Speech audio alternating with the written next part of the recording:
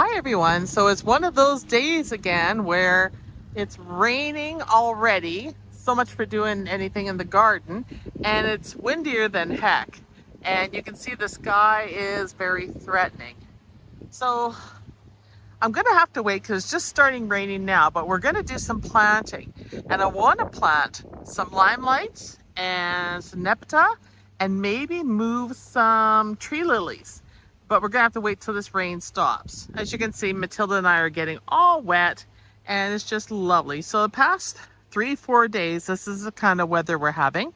And although the plants probably love it, as a gardener, it's kind of setting me back on getting stuff done. So I'm going to run inside because it's starting to come down more, and we'll catch up to you when it stops. So we got just enough rain yesterday that I couldn't do anything out in the yard or I'd be playing in the mud.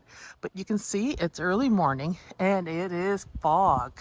Everywhere you look, we have a beautiful fog. So it is another wet day. The high is supposed to be 19 Celsius. I'm not sure what that is in Fahrenheit, but I know that's not very warm for you guys. Warm enough for the plants to keep them going for sure. I mean, Coleus doesn't like anything below 8 Celsius, but they're so well established now that they're doing great. So what I'm going to do, because Rob hasn't managed to finish getting the roots out, we're going to go back to that to do some planting. I'm going to clean up my pots in the driveway. I've done my deck pots, but these all need to be cut back.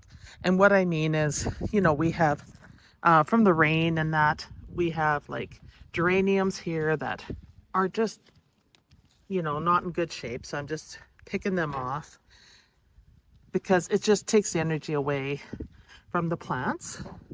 And then I'm going to cut the petunias all back. And the other thing is I'm going to take all these flowers off of the coleus. So that cleans them out. And then I'm going to take, I'm just going to come in here on the millet. And I'm just going to pull any rain damaged leaves out. And you can see how it doesn't like the rain on its leaves.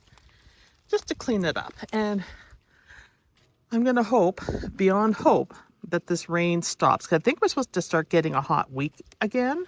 So I am hopeful.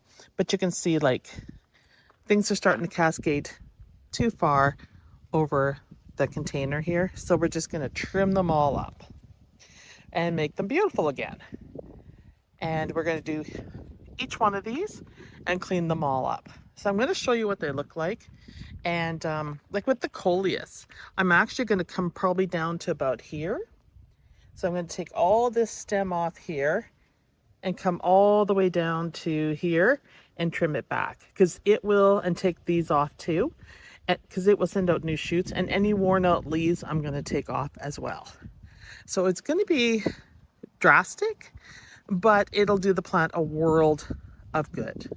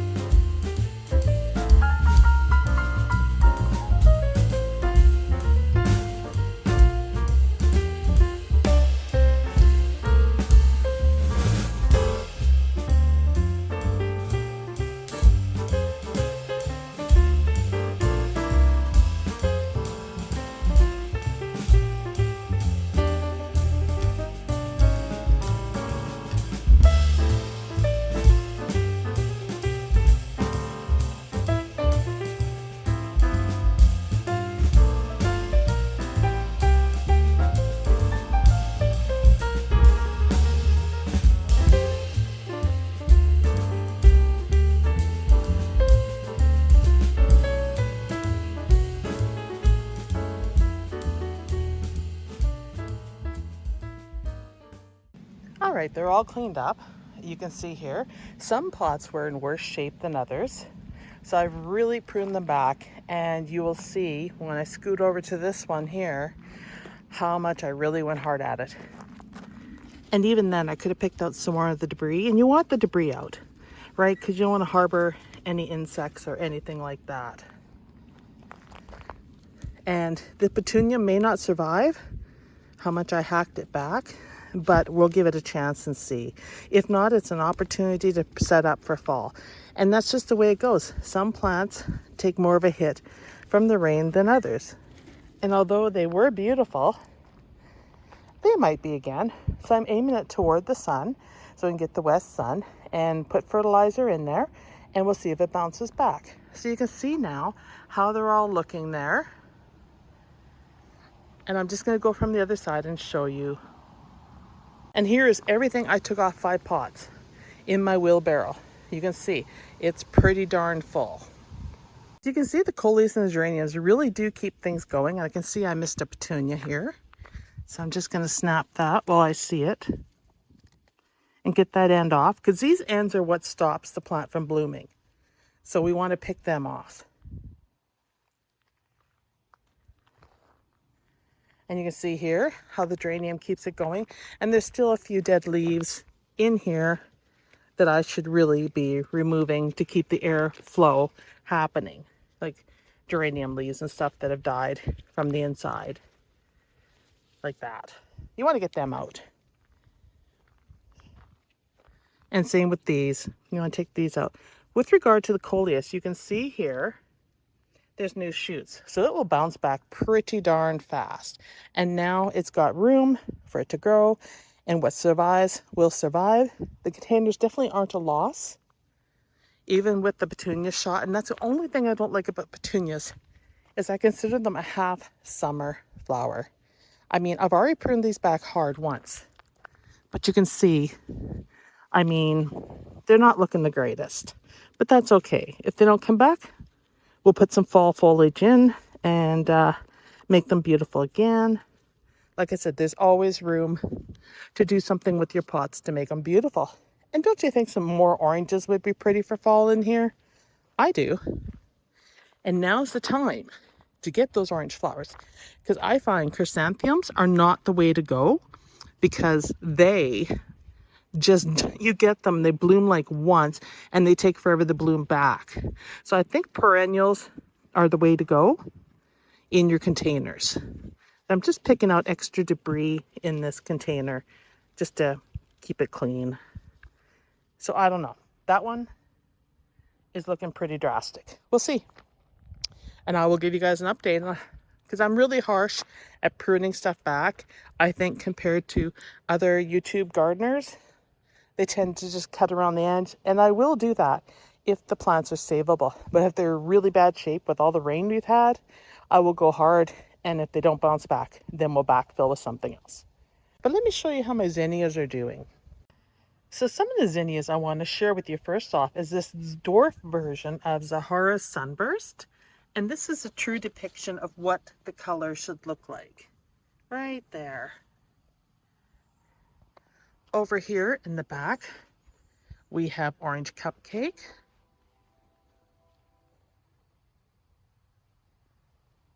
And these are just starting to fill out, so they're a little smaller than what they should be. Of course, we have Liatris here that's in full bloom. And it's a good 4 feet high, and looks like they got trampled with the rain a bit. This is Uproar Rose. Really pretty, nice and high, stands on its own.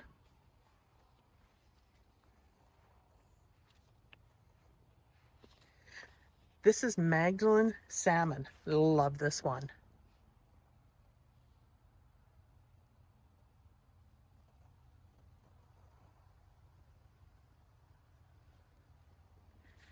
There are some more in the back here that are a mixed variety that are not fully in bloom yet, so I'm not going to show them.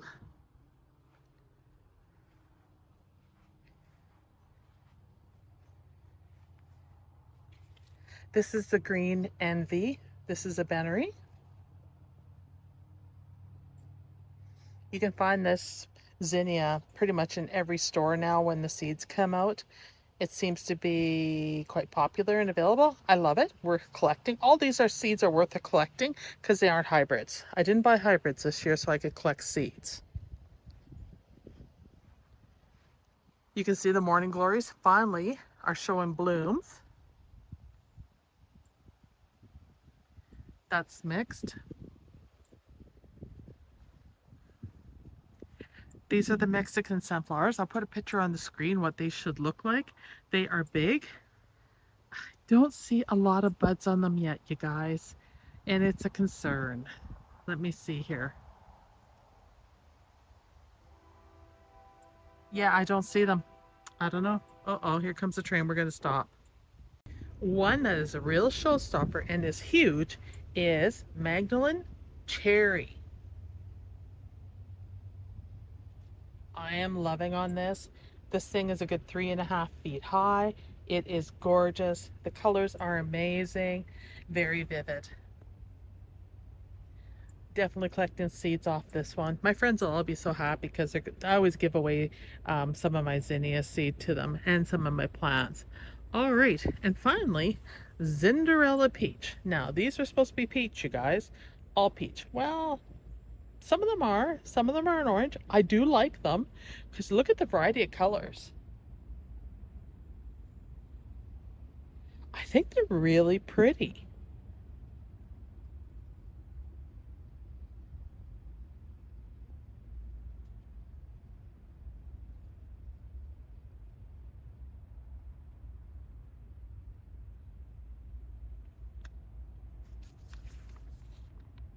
This one here is more of what I expected for color.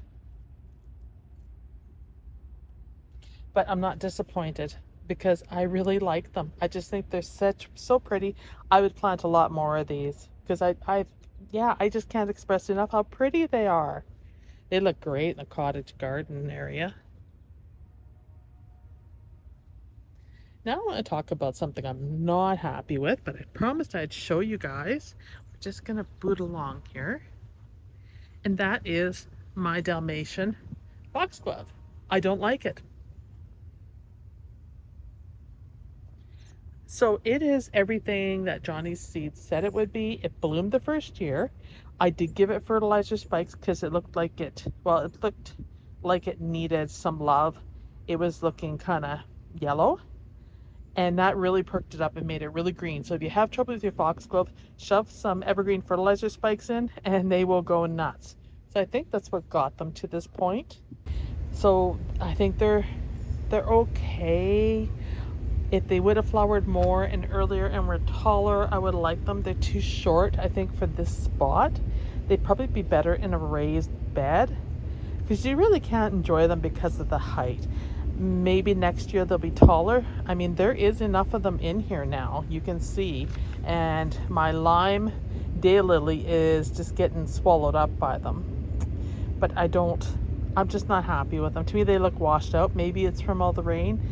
But I want something deeper in the pink. And then over here, the Heliopsis I need to move because we got too much yellow in this bed with Potentillas. I'm not going to move them. We have Zinnias in the background there. They are not in bloom yet. Don't know if they will. And 2 limelights are being crowded out by that Heliopsis, so it needs to be moved. And dang, you guys, rain is coming in again. Ugh. And you can see in the back there that I have some hollyhocks that are not blooming, and I had ran them along that edge there and along this edge here. So we'll see what next year brings. I find my hollyhocks takes 2 or 3 years to do anything. I actually have to cut some flowers and take them in with more rain coming in just to enjoy them. Okay, window boxes I haven't gotten to. They need to be cut back. You can see the purple vein petunia has a lot of dead leaves on it, so I should cut that back. Same with the black petunia.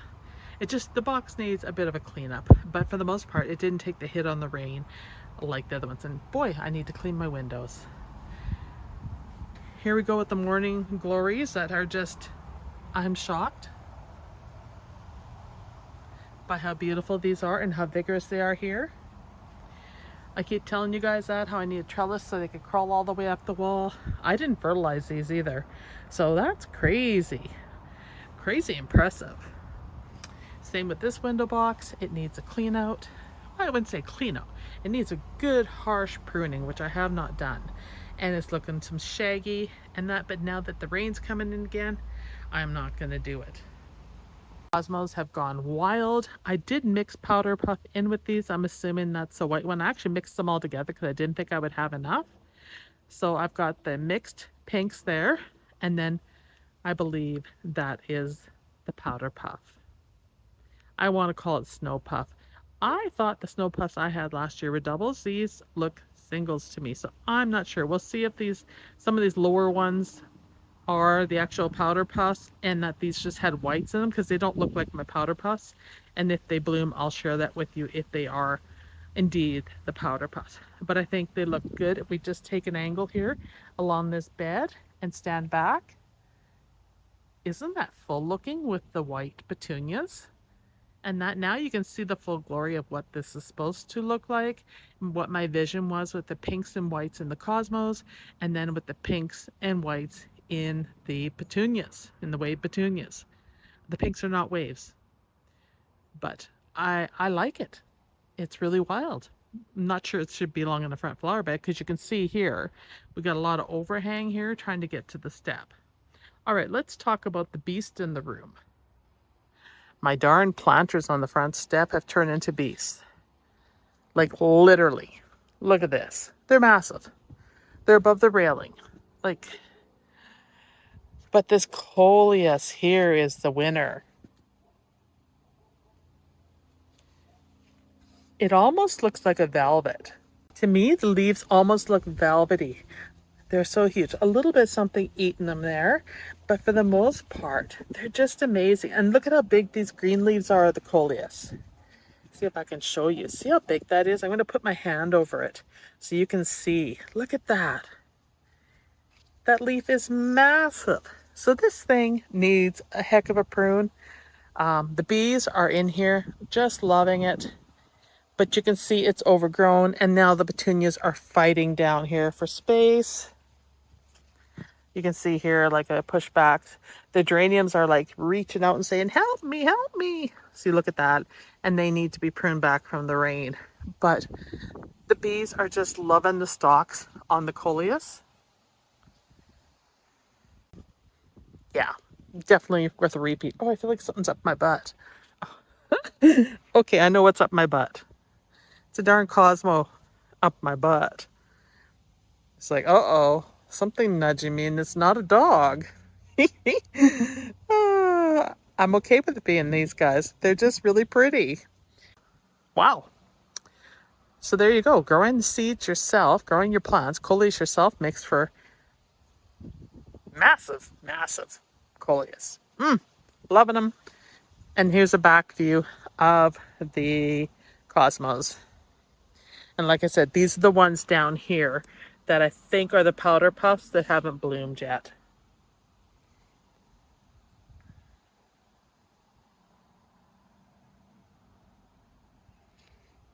I really love the deep shades of color. And, you know, I've never been happy with putting tall stuff along the border, but I thought, I'll try it again at a different plant. But actually, I do like the cosmos here because they move in the wind. So anyhow, that's it for this video. I hope you enjoyed it.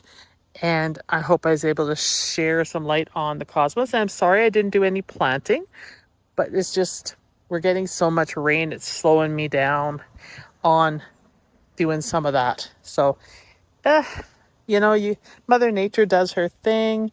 And I mean, the bees are happy and rocking with it, so I think I should too. I'm just going to show you one more of the white cosmos. Yeah, these aren't the powder puffs. Powder puffs are double. So we'll see you in the next video, and I hope you enjoyed it. Bye, everyone.